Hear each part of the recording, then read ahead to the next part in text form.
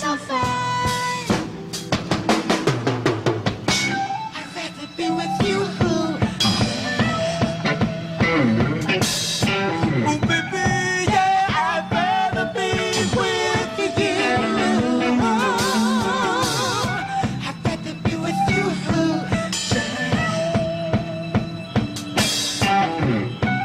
Yeah, I'd rather be with you.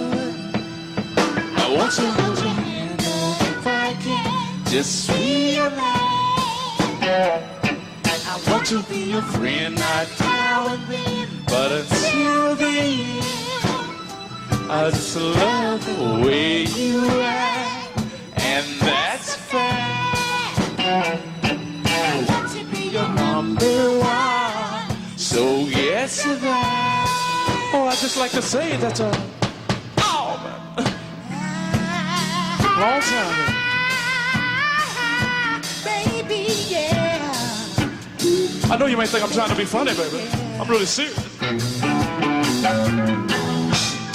Oh.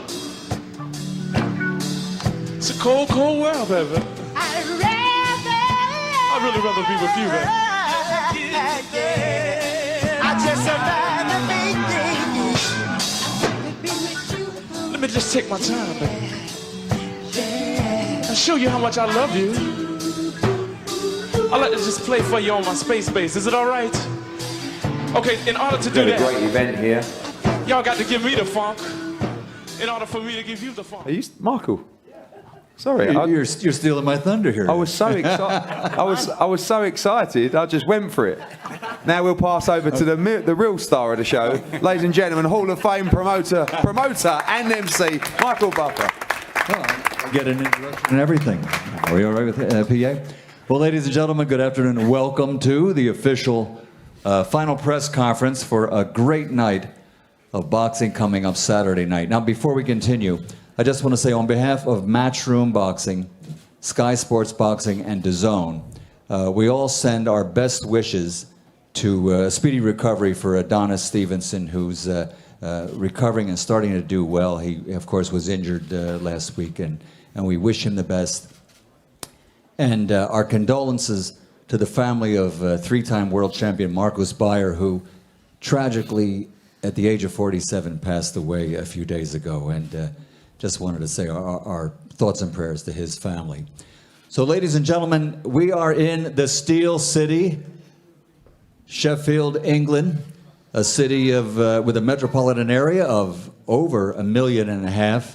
Very devoted, loyal sports fans, and as many of you know, Sheffield FC is the oldest football club in the entire world. So this is a city with a great history in sports, along with just a plain old historical city. 1,000 years ago, we had a castle here, Sheffield Castle, that was the home of Mary Queen of Scots for 14 years back in the 16th century. None of us was here, except for, I think Barry Hearn was around in those days. But, and it's a great city for sports. It's my 5th time here, and I'm really looking forward to Saturday night. On the card, I think we have a total of 10 fights. The co-feature and feature are for World Championship Eliminator contests. And like I say, I've been here 5 times, loved it every time.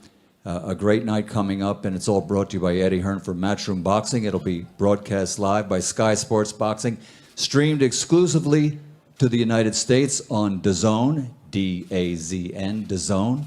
And so fans all over the world will be watching and seeing the great fans here in Sheffield. So here to tell you more about what is on the card and introduce you to some of the fighters. You just met him a few minutes ago as he introduced himself before I got to come up here and speak, is Mr. Eddie Hearn from Matchroom Boxing. Thank you.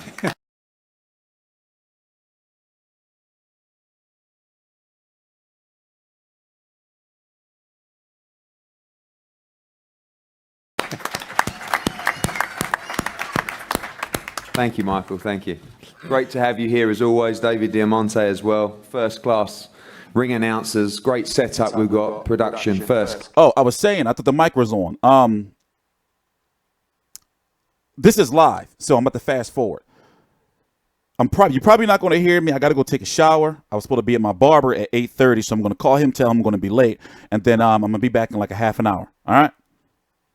Looking forward to a big show on Saturday. Like I said, we've been to this great city many, many times. Feels like many years we've been coming here with Kell, starting out at Hillsborough Leisure Centre, of course, travelling to the US when he beat Sean Porter for the world title, defending his world titles here.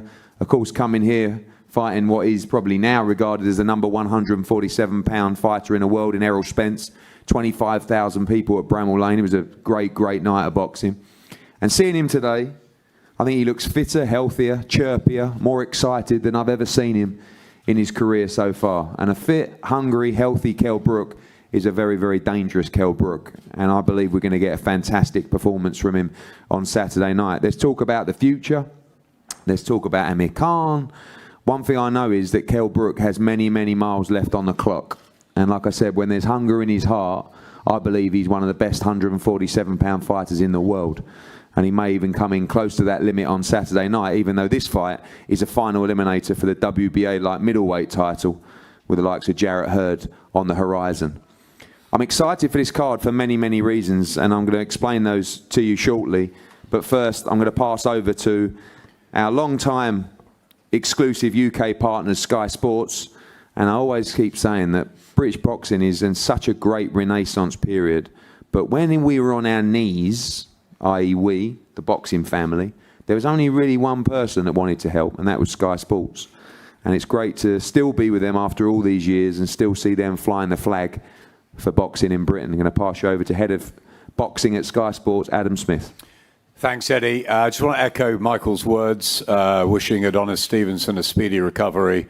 And also love to the family of Marcus Beyer. We worked with Marcus plenty of times early on in the Sky days. He was a great guy, and we're going to miss him hugely. As Eddie said, we've been in boxing many, many years. It's my 25th year at Sky, and it was started long before me as well. And year in, year out, we are there for the sport. Recently, we've done Monaco and Florence, and now we're here in Sheffield, back to a place we spent a lot of time in the late 90s with the likes of Prince Nassim Hamid, of course, Ryan Rhodes, Johnny Nelson, our own, Clifton Mitch, and Kell Brook was just a young kid there coming through. And it's fantastic to see how he's developed over the years. And as Eddie said, and as Michael said, this is a wonderful fighting city. Really looking forward to being back here Saturday night. It's a great December, of course. New York next week for Canelo and Rocky, and then White Chisora at the O2, a pre-Christmas cracker. But let's enjoy this one. It's a great bill. Fantastic to see Kell Brook back. I agree with Eddie. He looks in terrific shape, and obviously has got the fire reignited alongside John Fuchs now. We remember John, a really good fighter himself, and good to see him again. Welcome Michael Zerafa and his team over. Looking forward to the main event. We've got some great stuff on the card as well. The likes of John O'Carroll, Anthony Fowler, Josh Kelly in a really tough one as well. So enjoy it. It's a special coming back to Sheffield. We love it. And have a great one Saturday night. We'll see you there. Thanks, Adam. As I was saying, a couple of reasons I'm really looking forward to this card. One, of course, is the return of Kell Brook under a new trainer in John Fuchs, but particularly three guys who are in big, big fights. Two are in huge step-up fights. Everyone in step-up fights are those three. But firstly, Anthony Fowler, who has by far the toughest fight of his career so far against Jose Carlos Paz. Paz lost to Jamie Munguia recently, who's now WBO light middleweight world champion. John O'Carroll in a final eliminator with Guilain Fremoir, who will be with us in a couple of minutes, flying in from Paris, long-standing European champion. The winner of that fight goes on to automatically challenge Tevin Farmer. Of course, Tevin Farmer under the Matchroom banner as well. He wants that fight badly. That fight is already penciled in for March in New York, so no waiting about. John O'Carroll gets victory on Saturday night. He goes straight into the Tevin Farmer fight stateside. Kid Galahad returning after a great win in America, now mandatory challenger for the winner of Warrington Frampton coming up. Nowhere for them to run either. Kid Galahad straight in with them. Kez Asfak in his first step up on the card, of course 2016 Rio Olympian. And I think one of the picks on the card is Josh Kelly against David Avician. David, former WBA welterweight world champion, and Josh Kelly now makes a major step up. I saw David on the pads last night with Carl Greaves. He looks in fantastic shape. Sparred many rounds with Kell Brook.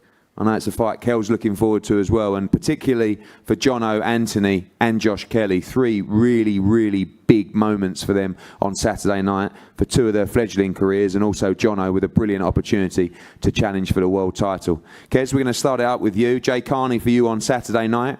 Looking forward to getting out on this card. You're looking in great shape and excited for the show.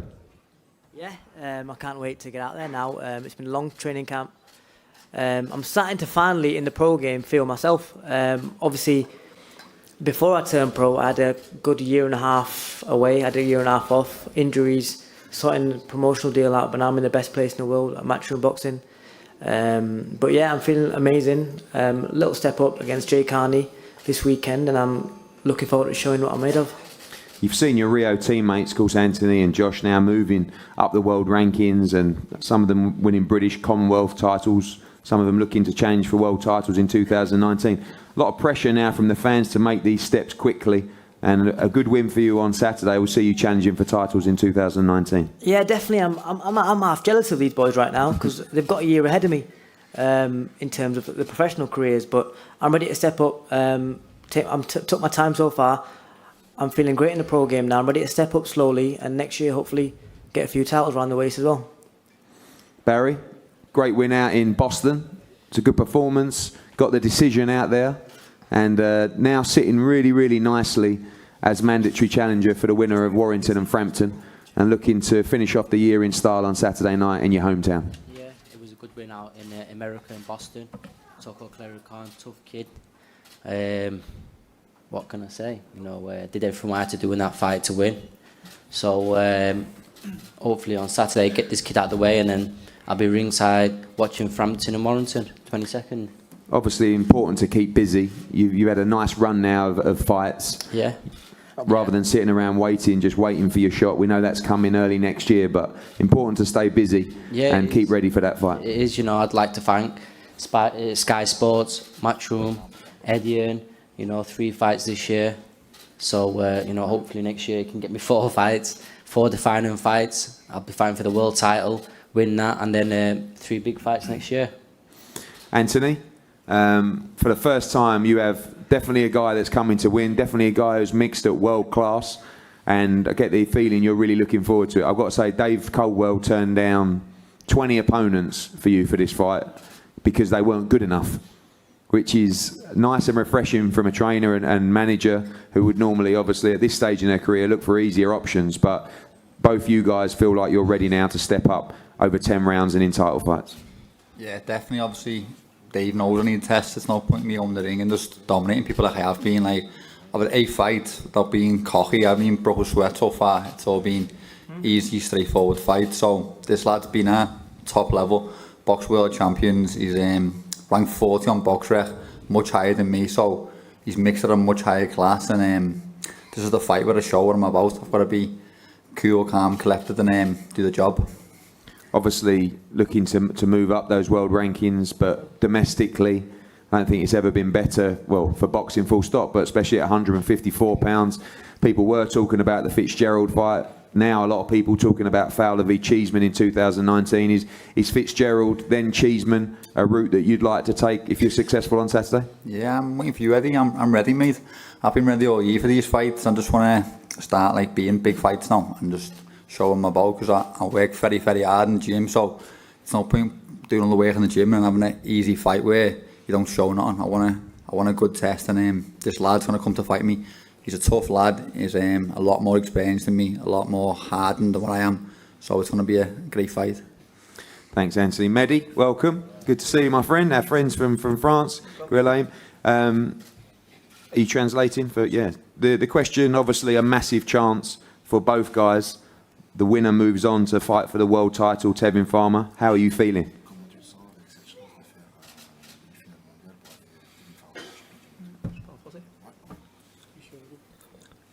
Bonjour tout le monde. Allô. Non, mais je suis très motivé et très prêt pour ce combat. Et comme l'IBF a ordonné une demi-finale pour accéder au championnat du monde. Donc il va falloir gagner cette demi-finale. Et on est là pour ça. He said that he's very pleased to be here in Sheffield, a great place of boxing. When the IBF ordered this final eliminator, he was determined to come get his chance to fight to fight for the world title. So after 2 month camp, he's ready to win. Is he ready for a war on Saturday night? Because I've seen John O'Carroll fight many times, and I promise you that on Saturday. Il a vu souvent des combats de John O'Carroll, c'est souvent un guerrier. Est-ce que tu es prêt pour la guerre? Je pense qu'à ce niveau-là, tout le monde est guerrier. Donc je suis un guerrier aussi. Donc voilà, on est prêt pour ça. Et si on va faire un championnat du monde, de toute façon, on sera présent. If you target a world title, you must be a warrior. So maybe you know the Irish warrior, but you will know the French warrior on Saturday. Oh, very good, very good. Jono, unquestionably the greatest beard in world boxing right now. Indeed, son. Mixed in with probably the greatest smile in world boxing as well. And I'm delighted to welcome you to the Matchroom team. Your first fight with us, you won prize fighter. You had a couple of fights with us. We put you on the Klitschko Fury card a few years back. And delighted to be working with you. And this massive, massive, massive chance for you on Saturday night to move straight into a Tevin Farmer fight. Yeah, thank you, Eddie. I really appreciate you having me back. I appreciate Sky Sports put me on these big bills. Since prize fighter, I was an underdog for that. I stepped up, I won that, and then getting on Germany. I've been on fantastic shows with Sky and with Matchroom, you know, so I was excited to sign back with us. And yeah, I must say, pulling this off, getting me this world title, this is what boxing is all about. You know what I mean? I don't work that hard and sacrifice so many hours in the gym, blood, sweat and tears to just fight journeyman or fight people who I know when I get in there to fight that I know I'm going to beat. That stuff doesn't excite me, you know what I mean? I need to be in with people who is going to test me. And this Frenchman is very experienced. I hope he is ready for a war, because us Irish love to go to war. And I have to say, I'm ready for anything, whether we want to box. I believe I have a little bit better boxing ability, hand speed, power, and then, as always, I love to go to war too. So I'm going to drag him into all sorts of my boxing game. I'm looking to impress. I don't want to just win this fight. I want to impress. I want to show Tevin Farmer a little peanut head. I'm going to eat him alive when his time comes. And I truly believe the only person who can test me to the limits would be someone like Gervonta Davis, you know? Someone that will be a dogfight. Me and him go head to head, and that will be a war. And then you'll see the true John O'Carroll going to war. You talk about experience in this fight. Frenoir's clearly more experienced than you, boxed at European level for a long, long time. You think you're getting him at the right time as well, or just nothing's going to stop you on Saturday night? Listen, nothing's going to stop me. I don't really look too much into who I'm fighting. I just try to be the best me, the best boxer I can possibly be. And the rest take care of itself. You know what I mean? For me, it doesn't matter who I face.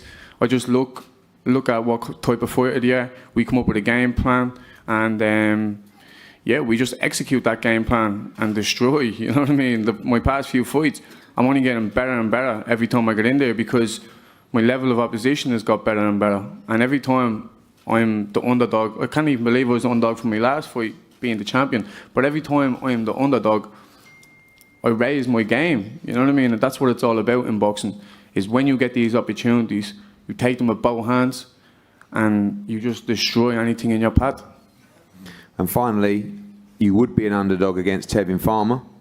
I've seen lots of backs and forth between you two on social media. We know you have a job to do on Saturday night, not overlooking Frenoir, but that could end up being a big, big fight stateside. No, because Frenoir is like a banana skin, you know. If I don't win on Saturday night, then there is no Tevin Farmer. And God knows I want to lay my hands on Tevin Farmer's little head. You know what I mean? So, trust me, I will be performing on Saturday night, because at the end of the day, I have a job to do Saturday. And I need to take this very seriously. But at the same time, we know I'm ready for Tevin Farmer. I know I'm ready. MTK Global know I'm ready. And I want to thank them also for putting me in this position and getting me signed with yourself and getting me these big opportunities. You know what I mean? There was times I was actually feeling like walking away from boxing a few times, and then when I signed with MTK, it gave me that spark back. So I really have to take my hat off to them and thank them massively. But I have to say, Tevin Farmer is getting broke up. Mark my words, Tevin Farmer will not last 12 rounds. I guarantee every single person here, I am going to smash up Tevin Farmer. Tevin Farmer is a good fighter, but he ain't no Floyd Mayweather, and he tries to be like Adrian Brown and all these little muppets. Trust me, he ain't nothing like them. Tevin Farmer he's a good fighter. I'm not going to put him down too much because anyone who has won a world title is, in my eyes, that's where I want to be. So I can't put his boxing ability down. He's a great fighter. There's plenty of holes there that I can see that I'm going to poke him to bits. And I guarantee you I break him up and break his heart. Thanks, Jono. Firstly, hopefully break his jaw and shut him up as well. But sorry, Eddie. Firstly, Frenoir, for you on Saturday, IBF final eliminator to become mandatory for Tevin Farmer. It's a great, great fight. And another fight, WBA International welterweight title, Josh Kelly against David Avician. David, welcome. Thank you. This is a big fight for you. I know that Neil Marsh, your management team, and Carl Greaves, your trainer, really, really fancy this fight. Styles should clash into a real war on Saturday. Hello, everybody. Yes, it's a big fight for me. I like. Sorry, it's my English not very well. It's good. Yeah, I work for better next time. I like this fight. I want this fight. I'm hungry. In boxing, I need fight. I'm ready. David now today for Sheffield is David ready for fight. And tomorrow weight day and after fight day and see you for ring. I will do my best. I think everything good. David, Josh Kelly was a great amateur.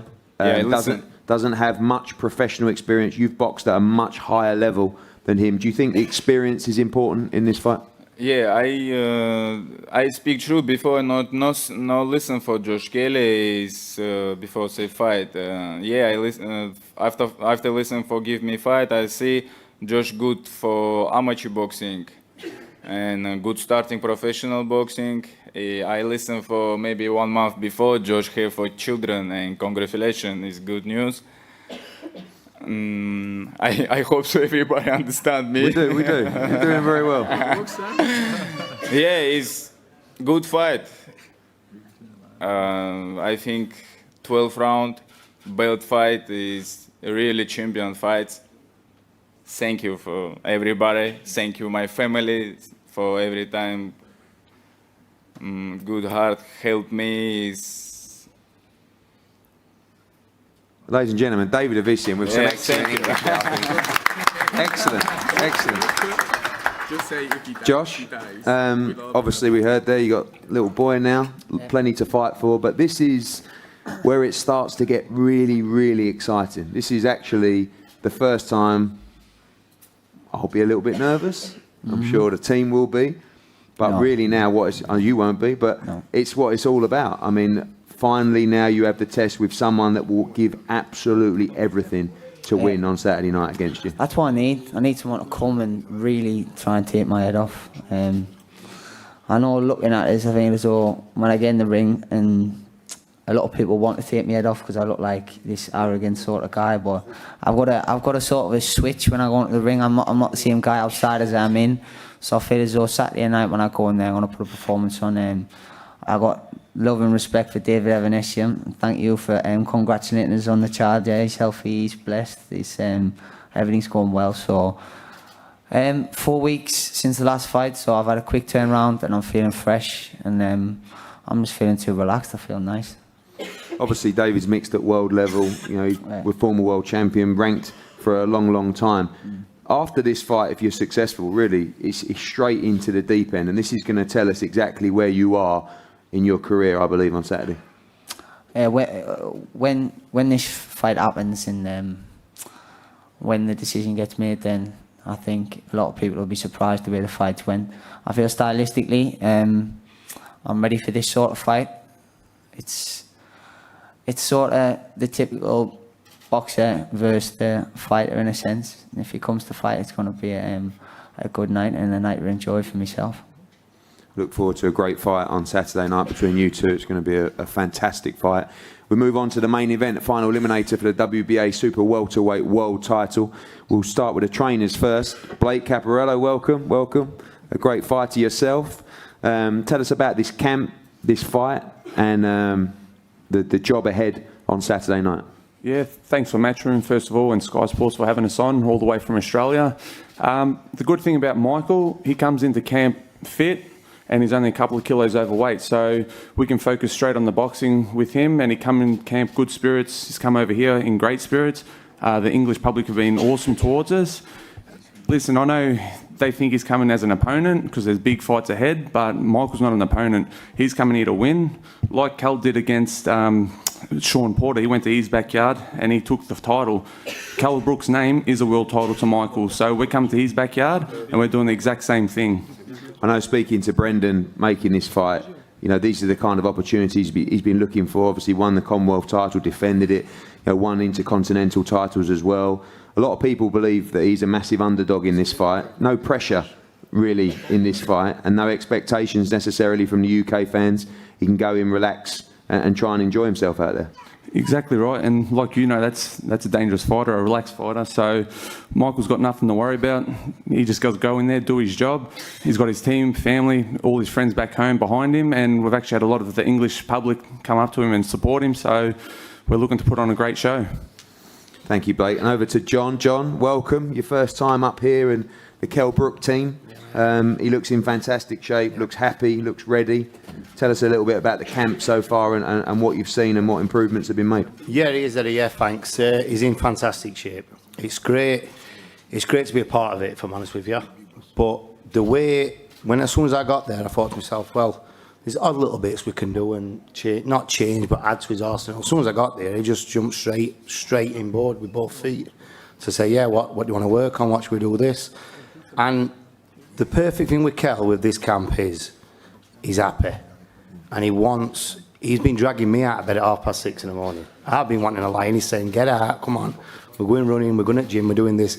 He's been there before me. So with somebody like Kell, as long as he's happy, he's dangerous, man, like dangerous. So this camp, it couldn't have gone any better. And I'm looking for a very special performance on Saturday. Obviously, after the Errol Spence defeat, you know, he was disappointed with that. It was tough to take, and you know, in my meetings with Kell, he talked about 1, 2 more fights. Yeah. But really, I see a different side to him now. Talking about years still in this sport. Eddie, sorry, pal, I'm exactly the same as you. Before I started working with Kell, I think a lot of people might have thought that maybe there's 1, there's 2 fights. Maybe think, oh, the Conf fight and then that's it. No way. No way. This Kell Brook now, the way he is now, and the way he's going to be after this fight, is another 2, 3, 4 years in him, easily. And not just in the game, but at the top level of the game. And that's at 147, that's at 154. Whatever chances come, he'll beat them guys, this Kell Brook. Thanks, John. Michael, welcome. You've been looking for this opportunity for a while. Many are looking past you. You know, the internet says you don't have a chance in this fight. I asked them to watch the Peter Quillen fight where you moved up to middleweight and you gave him a great ride there, took it to him. But a big opportunity for you on Saturday night in your career. Thanks for having me, firstly. Look, it's a huge opportunity for me and the team. Kell Brook's done a lot of great things for the sport. We know it's going to be a hard fight, but we've come prepared. Like Blakey said, his name's a world title to me. So no stone's been left unturned.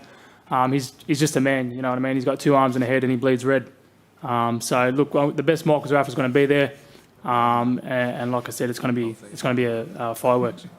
One thing we know about you, you've got plenty of heart and you're prepared to go to the well in this fight. Is that what you're going to have to do in this fight? You believe you have to go to the well to beat Kell Brook on Saturday? We've been obviously studying throughout our camp. Like I said, he's a great fighter, but, we saw a lot of flaws. Too many holes in a ship, it sinks. We've got a great game plan in place. Come Saturday, we'll lay it all out. And like I said, it's in God's hands now. But like I said, no stone's been left unturned.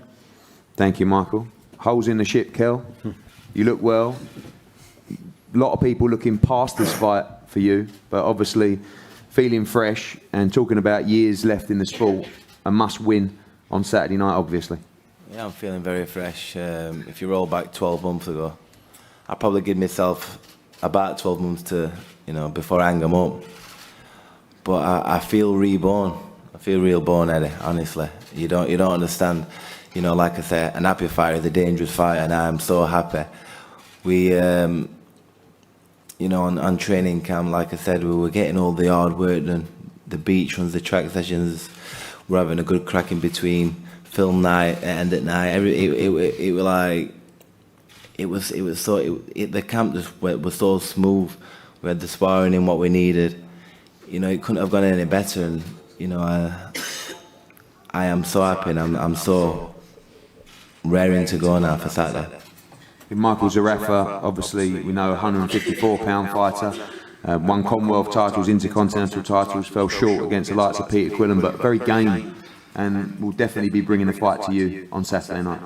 To be honest with you, with no disrespect to you, I'm not interested in what he's going to do. I know that I'm 100%, and there's not going to be no man what can get in there Saturday night, what can deal with me. So I'm very happy, I'm very sharp, I'm very strong, I'm very explosive. So I'm looking to put up serious performance on, and I'm looking to give all your guys an early Christmas present. I know that it wouldn't be a press conference without asking an Amir Khan question. We know that he's obviously still the fight, but at this stage in your career, with this freshness and this new mentality, it's basically any elite fighter you want if you can beat Zerafa on Saturday. Any elite, I feel like a teenager again.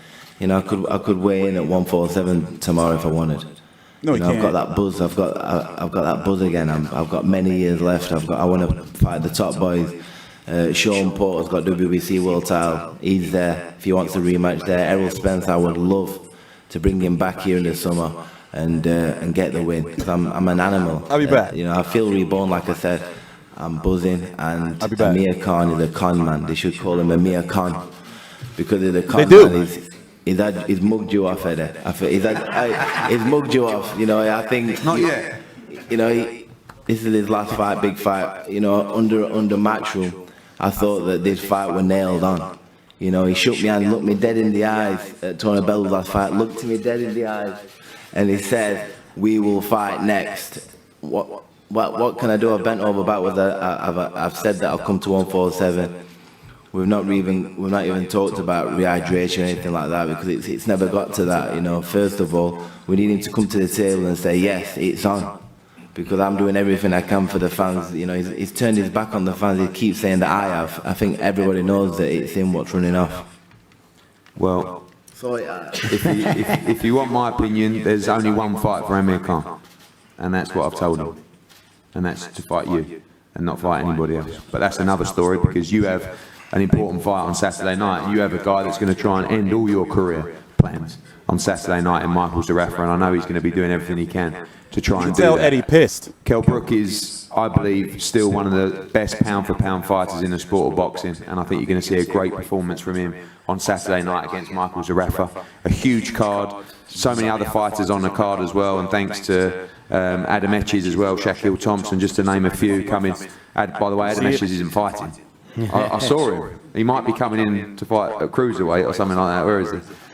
Thanks, Adam. And Terry Harper, loads of other fighters on the card as well on Saturday night. Some big fights, like I said, away from Brook against Zerafa, John O'Carroll against Fremwar, IBF final eliminator, Kez Ashfaq, Kid Galahad, Anthony Fowler in a big step up, and a brilliant welterweight fight between David Avician and Josh Pretty Boy Kelly as well. All live and exclusive on Sky Sports, streamed in America with DAZN. We've got David Diamante, we've got Michael Buffer, and we've got the Sheffield Arena. And I just want to say to the Sheffield fight fans, thank you for all your support over the years. I truly believe this will be the last time you see Kell Brook in the Sheffield Arena.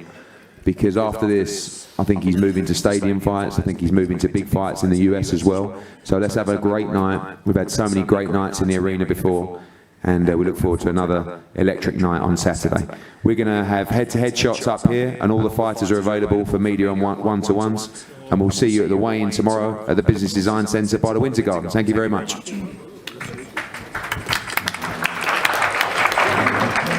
There you have it, All-Star Sky Sports main event on Saturday night. Lots of interesting stuff from a number of the fighters there.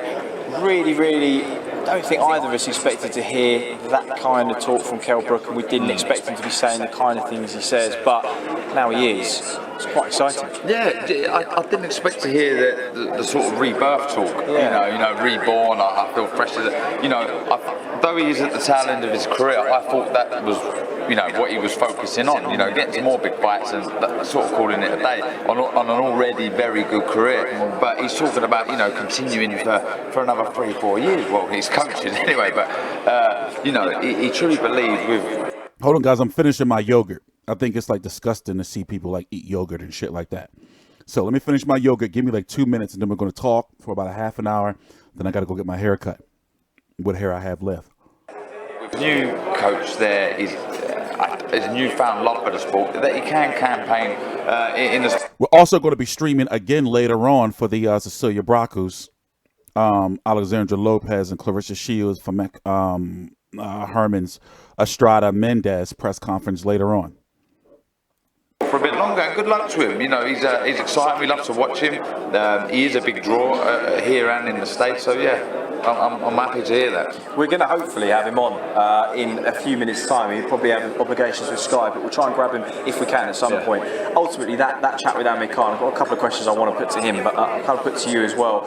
If that doesn't come off, it's probably quite a relief in some ways that this is a super welterweight eliminator, because whether he says he can make 147 easily or not, this really does look to be a natural weight for him where he's going to perform his best. If this is an eliminator for Jarrett Hurd's WBA super welterweight title, then if things with Khan don't come off as we think they may not next year, he's still in a very strong position in a very strong division. Yeah, of course he is. I mean, there's options there. We talk about the weight there. I think it's him wanting to make welter. It's like, you know, I think beforehand he was forced into it. He was the world champion, defending world titles, so he had to make the 147 limit. Probably didn't really want to, but now, you know, though he's moved up, he's stronger at light middle.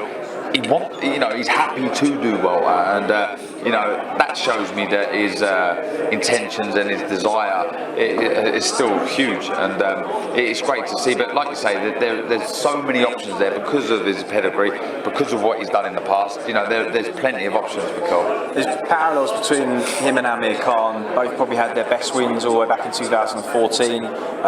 Khan against Sean Paul. Kell against Sean Porter, of course. Khan, Devin Alexander was a great win.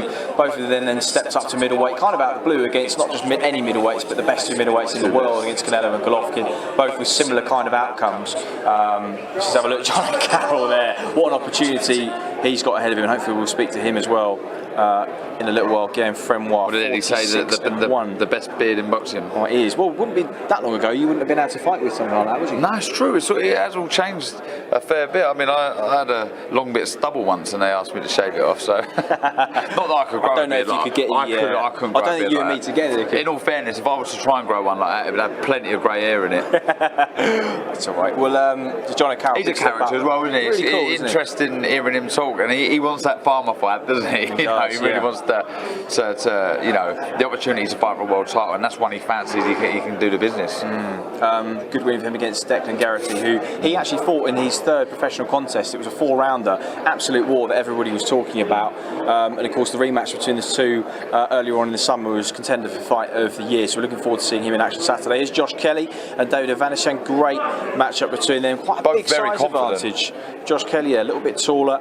Yeah. Avanesyan, as you heard, previous world title experience, and Josh Kelly has just looked so comfortable with the level of opposition he's faced so far that this is the test that we're expecting that he needs, and that he himself and Adam Booth feel that he needs to. Yeah, it's definitely the correct step up at the right time. It is a gamble, but I like what Josh says there. Stylistically, he feels this is the right opponent for him, and I do as well. I think, you know, he does come to fight, and I think stylistically that makes for a great matchup. There is the main event, WBA Super Welterweight title eliminator Kell Brook and the Australian Michael Zerafa. do 12 rounds on Saturday night. Really, really looking forward to this one. And listen, we heard it before, but if you haven't seen the fight between Zerafa and Peter took the Quillen, words out of my mouth there. Watch the fight. Yeah. Zerafa versus Peter Quillen. Good shootout, right? It's a good shootout against a huge puncher in Quillen. And he has a go. He's trying to counter punt. He's mixing fire with fire. He comes to fight. He's a good boxer. He doesn't hold back on his punches. He really puts everything into him. And this is going to be exciting, you know, because he has the opportunity here to upset the cart and make a name for himself. that was a peak Peter Quillen as well, before the Daniel Jacobs defeat. Yeah. That was him at his kind of very, very best. So we've seen his limitations, but we've also seen his potential too. So Kell Brook's got to be careful early. He may take a few shots. Nice counter puncher too is Michael Zerafa, so expecting good things. I remember hearing you, I spoke to you actually at I was filming, I had a camera in my hand, and you were speaking to John Dennon about Golovkin flying over a little bit too late when he fought Kell Brook, because he wasn't very well that week, I think. And you said you were worried that maybe he had not flown over with enough time. Obviously, flying from Australia, it's a totally different kettle of fish. I mean, it's flying from Europe to the States, as you've done plenty of times, but flying from Australia here, he's going to have come over plenty of time. It's crazy how sitting on a plane and the time difference can make such a have such an impact on yourself. I mean, and your performance.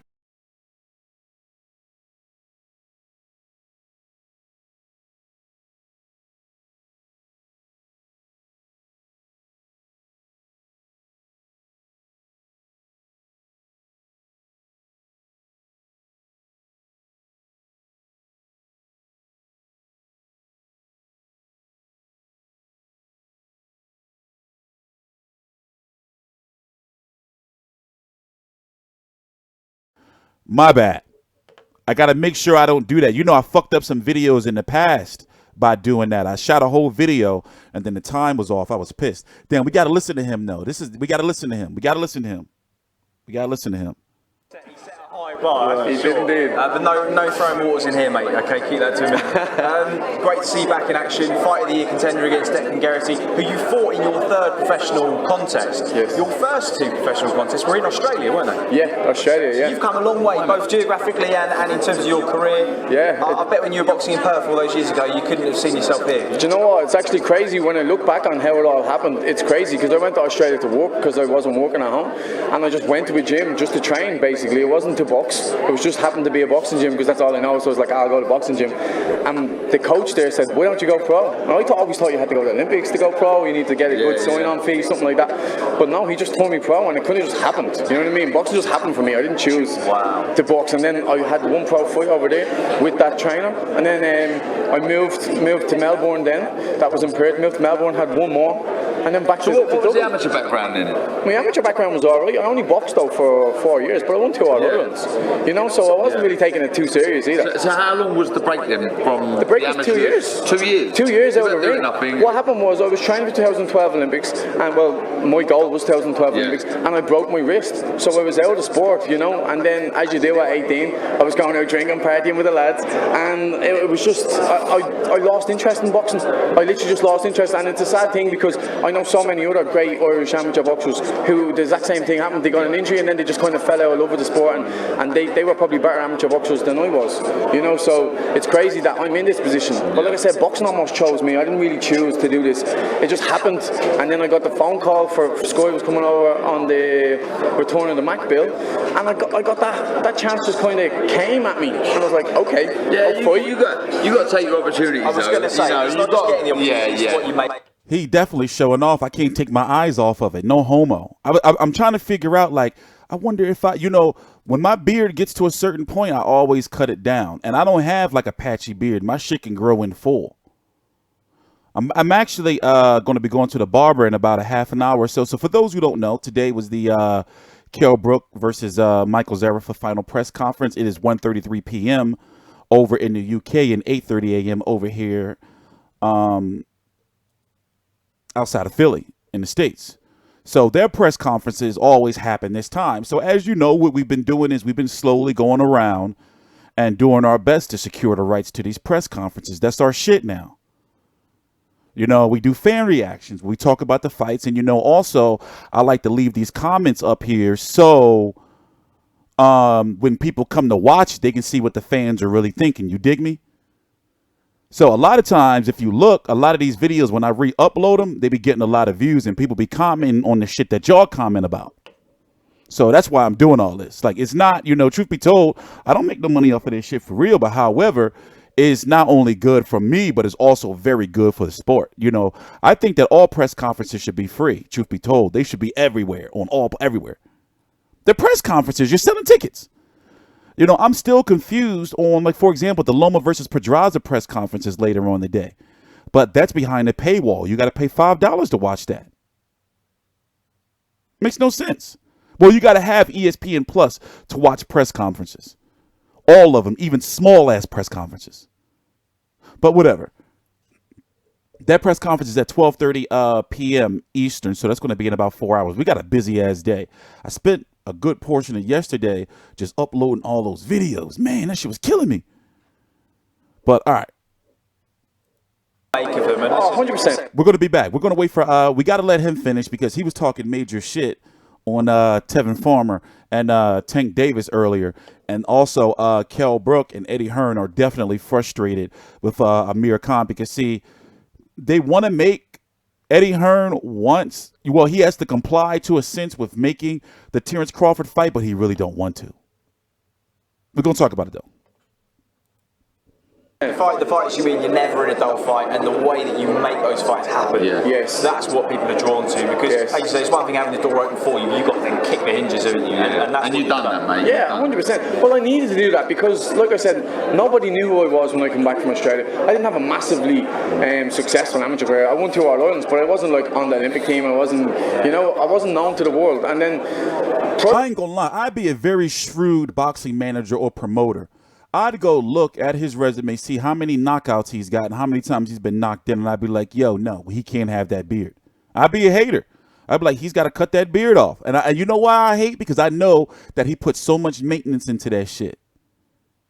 I'm sorry, Juno, even though he's on the channel, A Fighter's Journey. We've actually been trying to secure an interview with him. It's been me, long story short. That last week with the credentials thing and the week before really, really slowed me down. But I hate on him. I'd be like, yo, he got to cut that beard. Nah, he can't fight my fighter with that beard. Like, just to piss him off. Like, he put a lot of work into that. That's high maintenance right there. That's high maintenance. Boys for set me up. I'd be like, we calling off the fight. We calling off the fight. Eddie, I'd be like, Eddie, this how you play around, Eddie? You gonna spring this on us? He knew he shouldn't have. I make a big ass scene like the day of the fight or at the weigh-in. Hell yeah, I make a big ass scene the day of the weigh-in, like right after the weigh-in, when they know they can't pull the fight off the card. I make up a big ass scene. You know, but even prize fight just happened. That was if I won that fight when I fought in the Tree Arena, I got on the prize for it, and then that just happened, and I just happened to win that. You know what I mean? I just kept rolling with the punches, and it was crazy. It was like every Fury was likely. If you know Al Heyman, come on.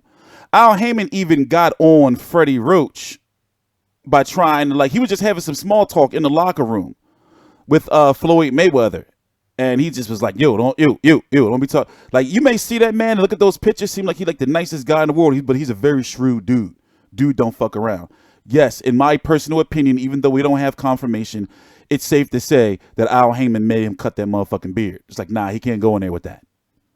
Remember the directions Al Heyman gave to Dana White? Basically, like, listen, Dana White, you're going to be the spokesperson for this shit for Mayweather McGregor.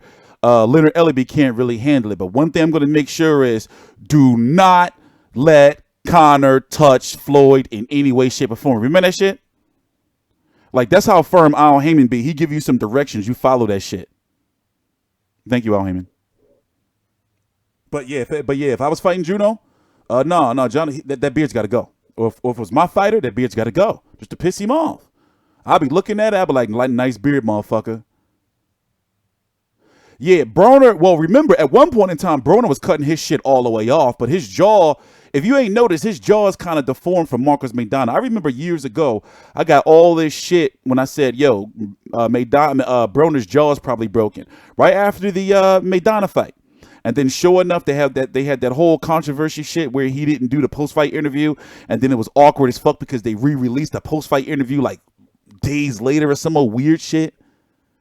But Broner's shit is kind of fucked up since he had his shit wired up. Broner had his shit wired up by Marcus Maidana. Go back and look. Go back and watch the news. He don't talk about it, but he had his shit broken before.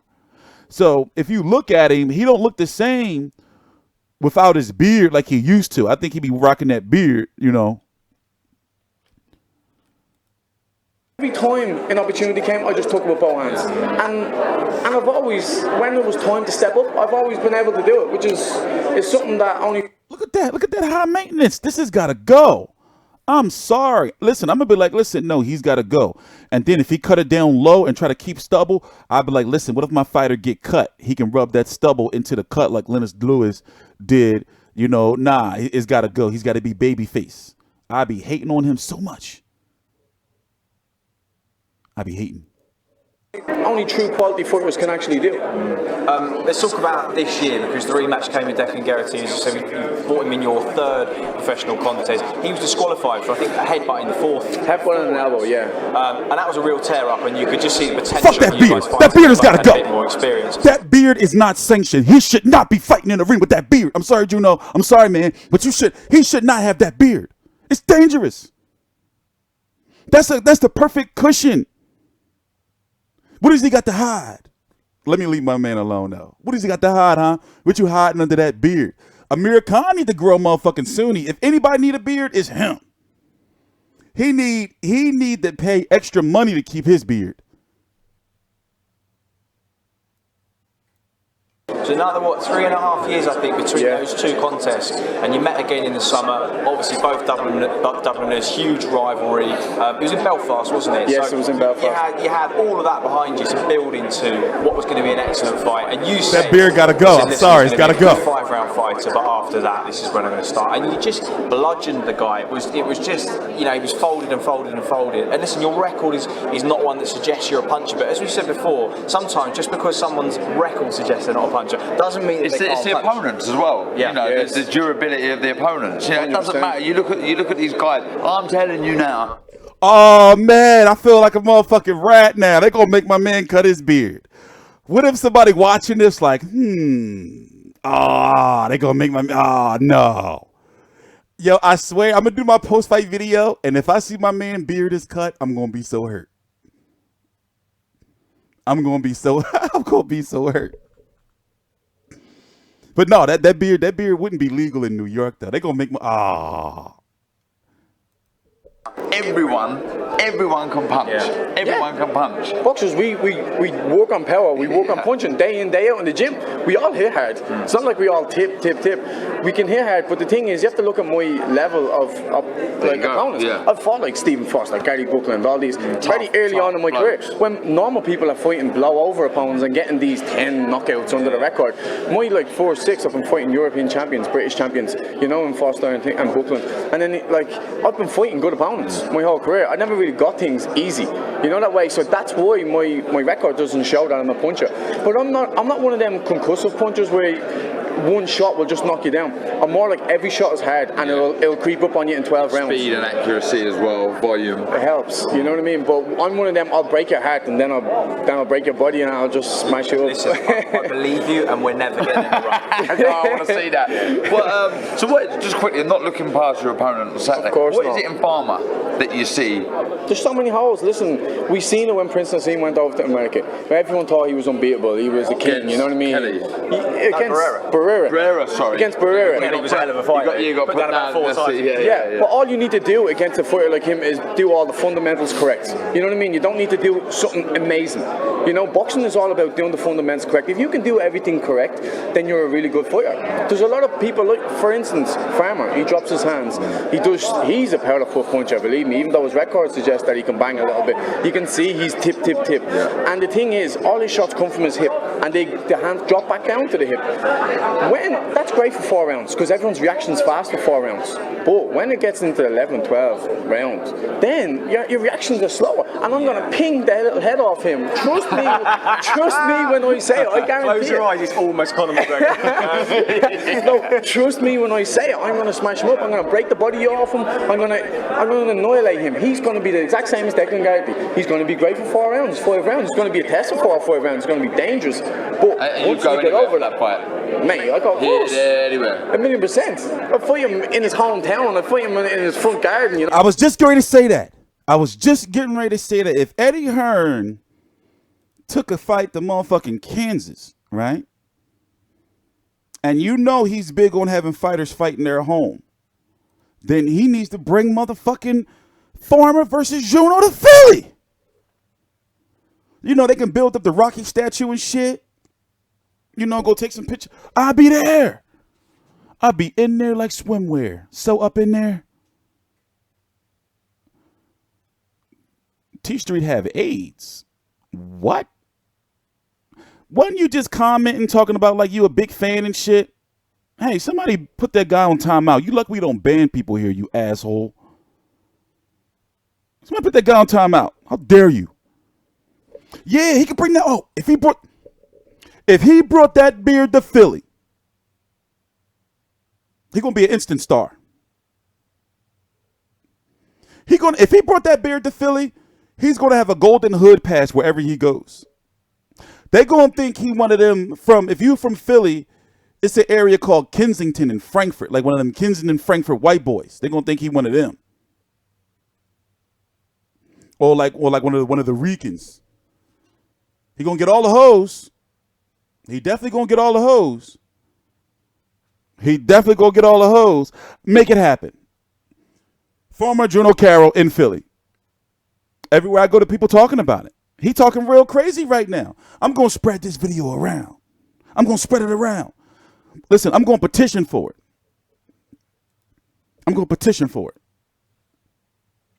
Everywhere I go, the people ask. I was just somewhere yesterday. People was asking about it. And people were like, "Yo, man, what the fuck is up with Tevin Cromer and that motherfucking nigga, man, Juno Carroll? He's talking all that shit, man." And I was like, "I don't know, man. He got a press conference tomorrow, for real." I was like, "Yeah, man, he got a motherfucking press conference."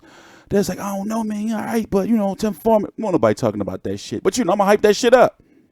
Good opponents my whole career. I never really got things easy, you know that way. So that's why my record doesn't show that I'm a puncher. But I'm not one of them concussive punchers where one shot will just knock you down. I'm more like every shot is hard and it'll creep up on you in 12 rounds. Speed and accuracy as well, volume. It helps, you know what I mean? But he got to come over here. He got to come over here for the first press conference with the beard, but he got to look like a foreigner.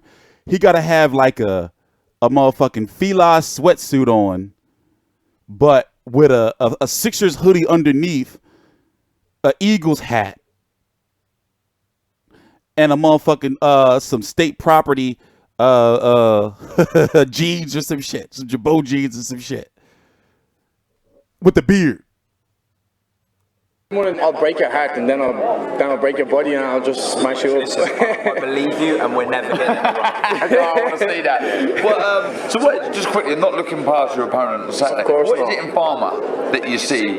There's so many holes. Listen, we seen it when Prince Nassim went over to America. Everyone thought he was unbeatable. Yeah, listen, this right here, he may not know it, but this is like the king of Philly beards right here. This right here is Philly beard Maximus Supremus.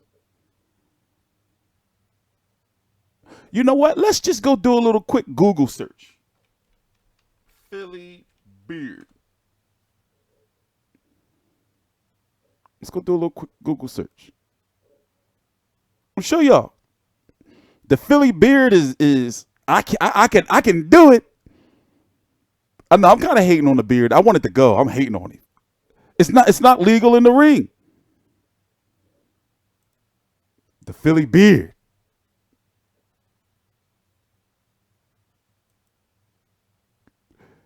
Former versus Carroll in Philly. Make it look.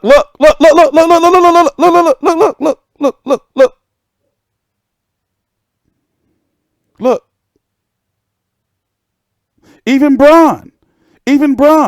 This some old West Side rendition. No, when you get your shit chopped in here. This some old this LeBron exclusive shit. When you keep the soul patch, but you get this shit chopped in here. All right, back to the press conference.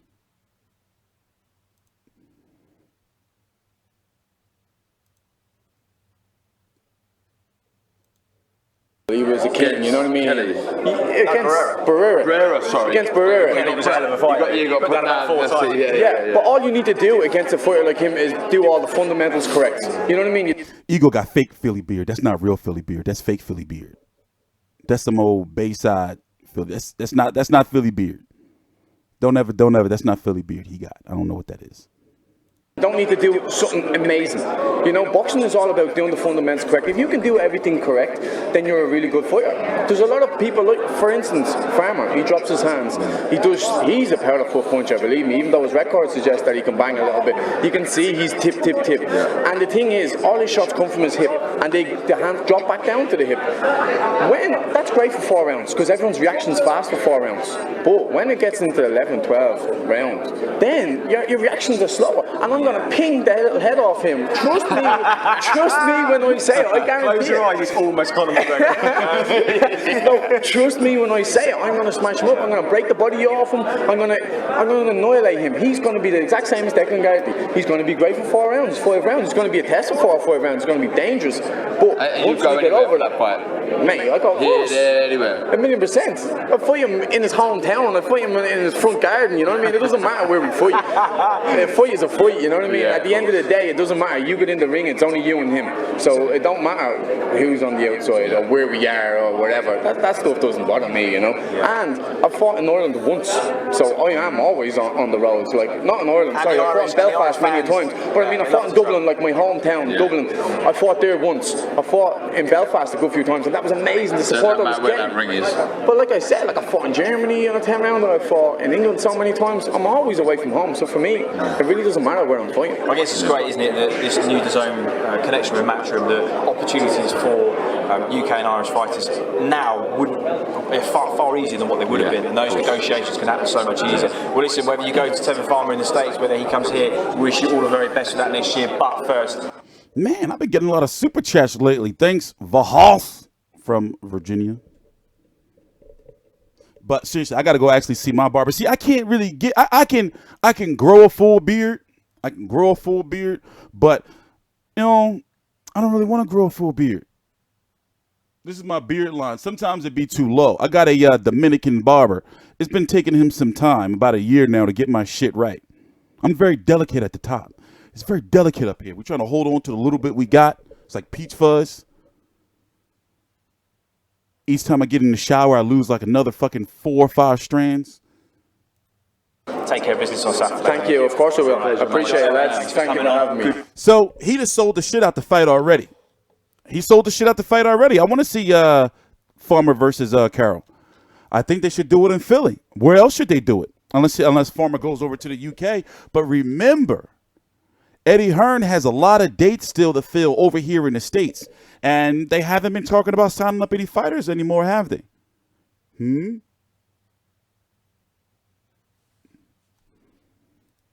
I'm glad I don't got no patchy beard. I know some of you in the chat, y'all got that patchy beard. I'm glad I don't got no patchy ass beard. Ew. Like my shit can really consume, if I wanted to. My shit can consume my face if I wanted to. I thought about doing it. Like since I like work from home, I thought about getting like big ass handlebars, like getting all eccentric and shit. But I think that they should do Farmer versus Carroll here in Philly. Or in Atlantic City. To be in Atlantic City, but I say Philly. They can do Philly. The Danny Garcia fight had a huge turnout when he fought Samuel Vargas. I was at that fight. Yeah, I think I'm going to just say fuck it and grow it out. I'm going to tell my barber today, fuck it, we're going to grow it out, bro. I ain't got shit else to do. Yeah, I want to get the big-ass handlebars. I was thinking, see what I got to do first. I can't do it while I'm dating, right? Because a chick going to be like, I'm not dating this motherfucker, nigga. You got this fucking shit walking around with me. So I got to get a girl first. You dig me? Then spring it on her in the relationship. Then she be like, ooh, I like the way your beard is growing. I'm like, yeah, I'm going to get some new shit. She be like, ooh, I can't wait to see it. And then one day she going to come home. That shit going to be like this, like all the way down here. You know, or I might get the Spike O'Sullivan. Huh?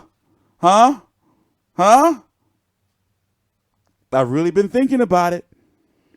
Like I would like have the bald head, like completely bald. Like one day I'll just appear on here completely bald, like all tatted up. with the big ass handlebars or some sunglasses and just be doing my videos like nothing happened.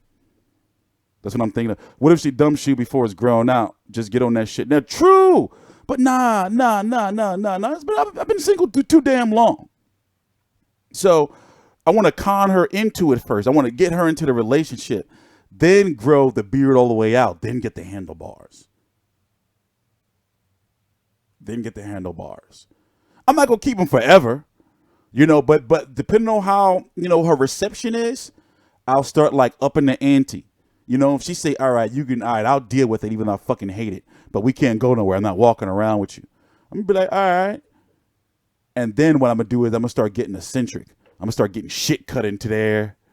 Maybe get the fucking long ass ponytail. What's that fucking UFC dude that got the fucking joint braided up and with the rubber bands and shit? Get that shit, whip it around. Start getting eccentric. I know. Motherfuckers wearing all kind of crazy shit on their head. All kind of crazy haircuts. Why can't I fucking wear crazy beard shit? What privilege. I'm waiting for Kell Brook to come out. Cannot wait to see him in action, Darren. And one man that we know is renewed, he's ready for action on Saturday, is Mr. Kell Brook, the headliner in Sheffield. Kell, welcome to the show. Darren's got your microphone. I already know he about to start talking real sassy on Amir Khan because he's hungry right now. He's hungry as shit. I can look at him, he hungry as shit. I had that little ass motherfucking yogurt. Little motherfucking yogurt. Then my barber, I gotta go sit in his chair. He be taking forever. I be pissed. I be so pissed. Like he be trying to massage my motherfucking neck and shit. Like because I ain't gonna lie, when he get close to the scar, I be getting scared. Like when he be like, and the clippers kind of nicking a little bit, I be getting scared. I be getting scared. I'm like,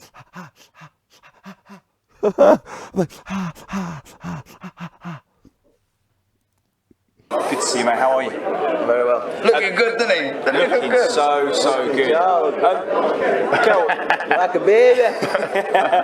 Fresh and ready to rumble again. I mean, got back to winning ways earlier on this year after, I guess, what was probably the hardest 12 to 18 months of your life. You took Gennady Golovkin at pretty short notice. It was kind of out of the blue. It was a massive step up in weight and in obviously the greatest middleweights we've seen in recent times. Gave him a hell of a fight.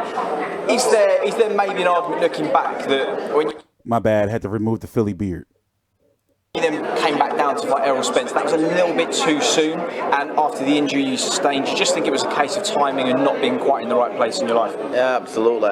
Going up to middleweight, putting a lot of muscle on, then draining myself back down. My immune system was low, killing myself to make welterweight. I got ill bad 3 times. So, looking back, of course I should have pulled out. But when I know that I filled this place up, and I thought, I'm not one of them guys. I'm one of them. I've sold all these tickets. I think I've just got to get in and try and blag it. But for that kind of opponent in Errol Spence, I should have really, looking back, of course I should have pulled out. But it is what it is. Everything's meant for a reason. I feel reborn. I feel brand new, and I feel like a big performance is going to be happening Saturday. I think it's the first time I've seen you with cheeks. Like the day before the weigh-in.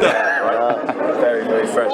Just talk to us about this connection. What happened in Tenerife, Where Kell? did you guys go back to? How long have you known each other? We've known each other for years. Yo, I think that's why Amir Khan don't want to fight Kell Brook. Those motherfucking that press conference. Can you imagine if somebody yell out like, "What happened in Tenerife, Kell?" I should hire somebody to go to yell it out. How much you think? 50 quid? Is that a lot? 50 quid, go over there and yell out, "What happened in Tenerife, Kell?" Or to Khan, "Hey, Khan, I read the story." Can you imagine that dirt come out at that press conference? If somebody say, "Well, Kell, I know you, what I'm saying, what was you doing out on that late night? How'd you get stabbed up? Sticky fingers?" And Khan, so you like sliding up into those DMs of those transgenders, huh? That was messed up. That was messed up what Amir Khan did. Transgenders are people. That was messed up. No, honestly, I don't think Kell care. I think Kell like, fuck it. Okay, I put it this way. I have the rumor There was a crazy, crazy, crazy ass rumor that I will not go into, but obviously I've been hinting at it. I know some dark ass shit. I know some dark, sinister shit. So when I hear him start talking about chocolate brownies and shit, I can only think that he wants nothing but the worst for you. Kell Brook. He's not talking about baking no motherfucking brownies and shit with motherfucking dough and cocoa. He talking about fucking shit up violation style. Listen, the point I'm trying to make is this. I don't think that Brook cares anymore if all that shit comes out. He wants to fuck Amir Khan up. I think that Amir Khan knows this and he like, listen, Kell Brook gonna fuck Amir Khan up. Kell Brook is gonna fuck Amir Khan up.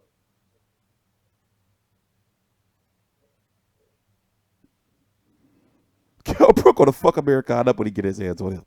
Yes, we've actually boxed each other 3 times in the amateurs. He was the last person to ever beat me in the amateurs, you know. And what I noticed about John Fuchs is I was beating everyone in amateurs, everyone, and they're all amateurs. And when I got in with him, it was very professional. Oh no, Khan has got some. Listen, Khan has got 1, 2, 3, 4 controversial incidents. Remember the one incident years ago where the rumor was he didn't get the Mayweather fight because he had a cocaine scandal before Mayweather fought Maidana around the time of the poll. Then there was the one where he sent this pipe to a chick and she sold it to the tabloids. Then it was the other time when he sent himself wanking off, you know, jacking it, and it was sold to the tabloids. Then this recent one was when the transgender was like, yo, he slid up into my DMs, and then when I didn't want to give him no butt, he got nasty with me. So that's 4 different freak shit. Slowed things down, walked away, did little dummies, you know, and I was watching him as I'm fighting and thinking, you know, he's a brilliant fighter, and he's brought that, you know, into the professional game for me. You know, he's got a good eye looking in when I'm sparring. You know, he's doing little dummies, move your head. Let me tell you. Let me tell you my the transgender rejected him, and apparently from what I read, he got nasty. Like, fuck out of here, you nut ass bitch. Like that type shit. So the transgender was like, all right, I'm gonna put you out there, you clown. Let me tell you my stance on transgenders and gay people. Truth be told, I don't give a fuck what they do with their lives, because you got to think they go through a lot of mental shit, and that's mental health in regards to they're something that they want to be something else. So I'm not a bigot in regards to racism, and I'm definitely not a homophobe. However, in life, we all know we all joke around. You know, that's life.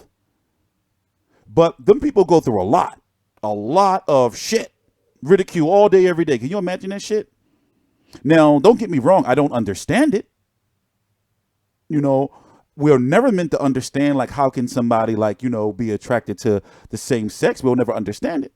But at the same time, I will never be disrespecting those people. Like, you know.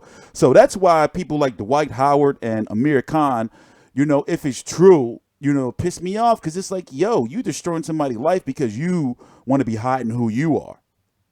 Like, that's some weirdo shit to me. Just little things, because it's hard to learn, you know, an old dog new tricks, but just the little things I'll sharpen up on, and you're going to see Saturday. So what, are you always in contact with? I do want to know why Kell Brook got stabbed, though. I remember reading the story, and I was like, this shit, something ain't right. And then about a few months later, I can't tell you who gave me the story, a very super credible source. And I was like, no wonder this shit don't seem right. And then since the amateurs, I've always been in contact with him, you know, even since the amateurs. He's got a gym, you know, up the road from here. But Kell Brook is the man, though. Pop in and see him because he's a good friend of mine. But you know, when I needed to move, even when we first fought. Right. And also another thing, before we move on, it's like it was all over social media. Like it's everywhere. It's everywhere. Like, this is not just me talking about this shit. People are like, yeah, what the fuck was going on with that? Like, and then when I started searching, I was like, oh, damn, I felt stupid for not knowing. Straight away. I'm not going to ask you anything about Amir Khan because you're probably bored to death of hearing that name. And if it happens, it happens. If it doesn't, it doesn't. And ultimately, the fact that this is a super welterweight title eliminator, WBA held by Jarrett Hurd currently, as well as a couple of other belts, it means that you have got options on the table in 2019 at the top level, no matter what happens, right? Yeah, absolutely. This is going to be it's going to be a good fight for me, Saturday, and then I'm obviously looking to 2019 to fight the top dogs, the big dogs. You know, he's got to fight at 154. The Hurds, but who? The Charlo, you've got Thurman, you've got Sean Porter. I've already been in the division between 1 and 2 is spectacular, and I don't know. Straight for them guys in 2019. That's the way I'm going. I'm heading that. Well, one thing you can say about Kell Brook is he ain't no bitch. Like, he will, you know, I don't get why people give him so much shit for losing to both Golovkin and Errol Spence in back-to-back fights. He fought them both, and he was doing good up until he got his eye socket broken. And then remember, he fought Sean Porter over here. So I know that he'll fight the best, but however, at this stage in his career, the politics can't get in the way. For example, if Amir Khan, right? If Amir Khan gets to fight Terrence Crawford on ESPN pay-per-view, then Kell Brook should be able to go over to Showtime or PBC because he will be the B-side against those guys, right? The champions, the guys he's talking about. Then he should allow him to close out his career and go over to PBC, Showtime, and fight those guys. Over in the UK, it could be on Sky Sports, but over here in the States, it's going to be on Showtime or PBC or whatever platform. It can't be on the Zone. Especially if Amir Khan is able to go do it on another platform. But 147, I understand he wants the big fights, but I don't think he should be fighting at 147 anymore. He's limited. He's not his full self. He hasn't been his full self at 147 since he fought who? Damn, I forgot. And I covered the fight. VS. I forgot. I covered the fight. Sherevchenko. What's that guy's name? One of them, he's not that guy. Fucking not that guy. Carson Jones. He fought him twice.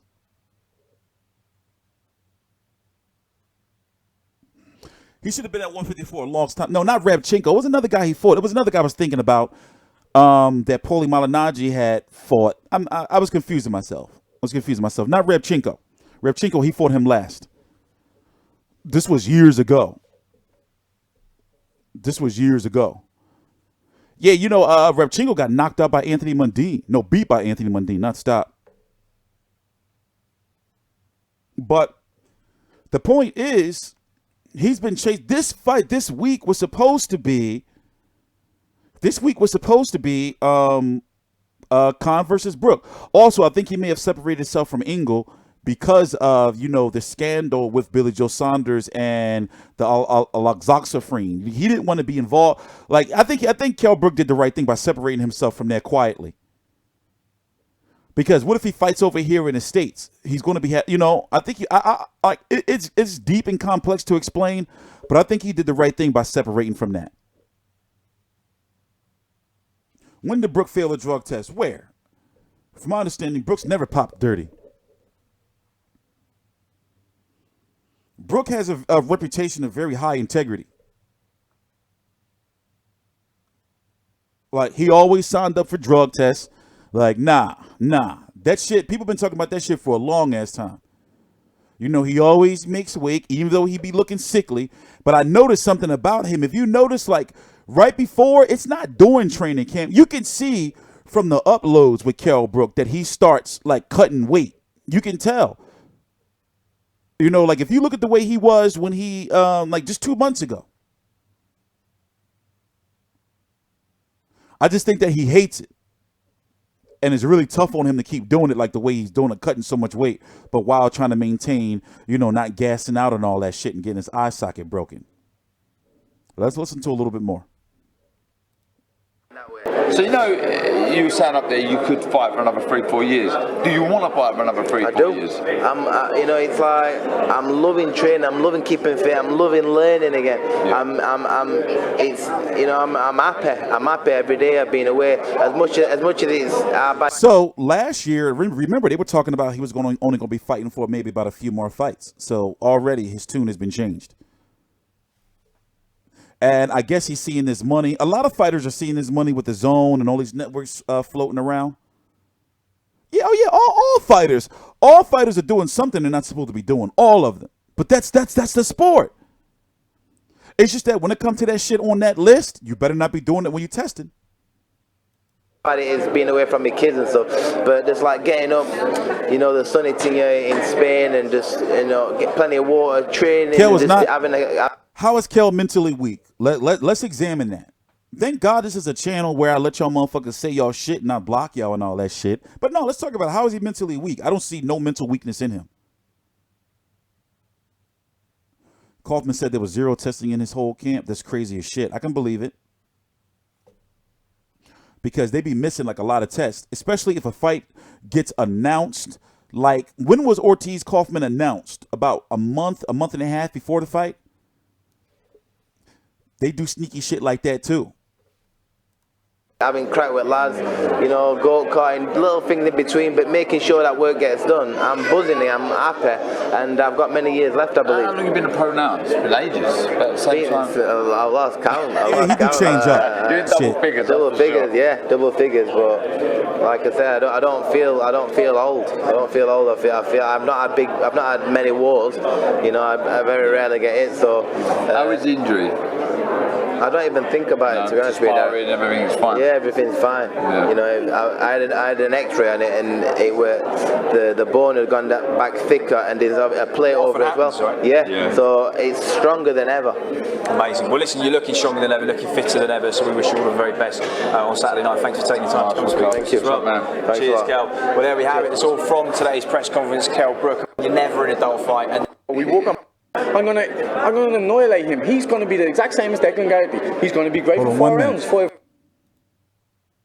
It's still huge, and 1 minute.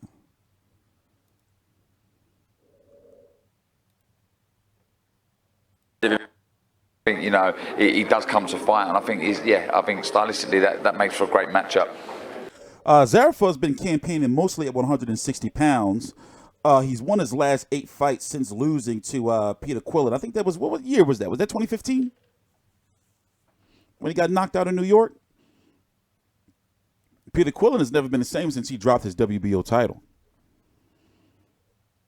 That WBO title has somewhat of a curse on it. I mean, it's been liberated from Billy Joe Saunders and his fighting once a year or don't know when he's fighting.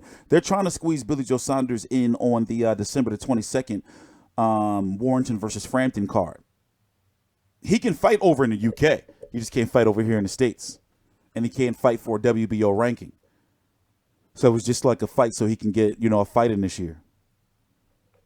You know? But in regards to Kell Brook, where does he go? Looking at 154 pounds, Jamel Charlo, Jared Swift Hurd, you know, they're on a path to fight each other. So he's not going to get one of them unless it's late 2019. His next fight has to be a significant fight, but who? Something tells me they're going to try to do, Eddie Hearn's going to try to do him versus Jesse Vargas. That stable is spread thin, man. I think personally, since Jaime Munguia has a belt, that Kell Brook should fight him, and therefore they don't have to do no weight reclauses or anything. Him versus Jaime Munguia. It's still not known what he's going to do in regards to his next fight, but he has signed long-term with Golden Boy, along with Zanfer too, if I'm correct. I don't know, it may not be Zanfer. I forgot who, but it's Golden Boy and somebody else.